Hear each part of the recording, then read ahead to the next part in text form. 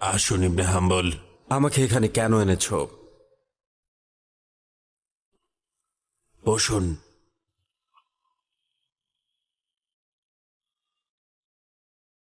আপনি জানেন যে আমি কারাগারের মালিক আবু আবদুল্লাহ নই, বরং কারাগারের চাকর। কিন্তু আমি আপনাকে চিনি ইবনে হাম্বল। আমিও চিনি আপনাকে। কি হয়েছে বলুন আমাকে। আমি দরজা দিয়ে পালিয়ে যাই কিনা আপনি তা দেখুন।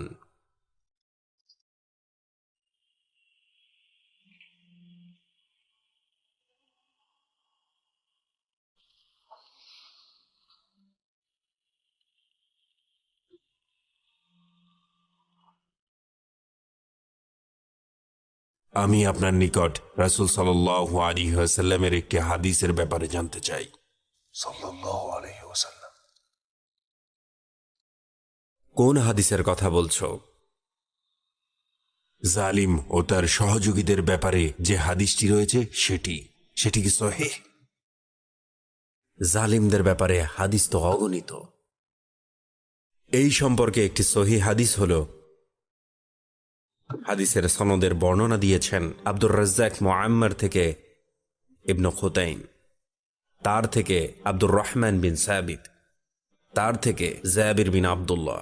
নবী সাল্লাল্লাহু আলাইহি ওয়াসাল্লাম কাব ইবনে উজরাহকে বলেন, আল্লাহ তাআলা তোমাকে নির্বোধদের শাসনকাল থেকে রক্ষা করুন।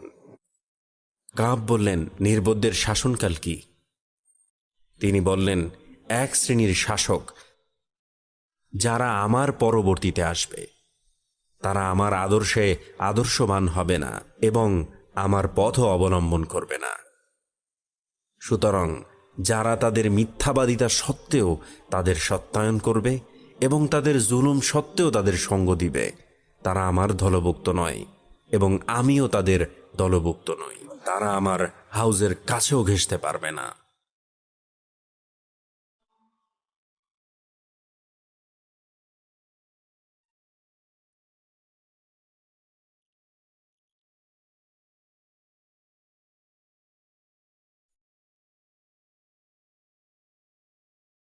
হে ইমাম, আমি কি জালেমদের সহযোগী? না, না, তুমি জালেমদের সহযোগী নও। জালেমদের সহযোগী তারা যারা জালেমের চুল আঁচড়ে দেয়, যারা তাদের কাপড় ধুয়ে দেয়, সামনে খাবার পরিবেশন করে। জালেমদের সহযোগী হলো তারা যারা তাদের জীবন পরিচালনার ক্ষেত্রে সহযোগিতা করে।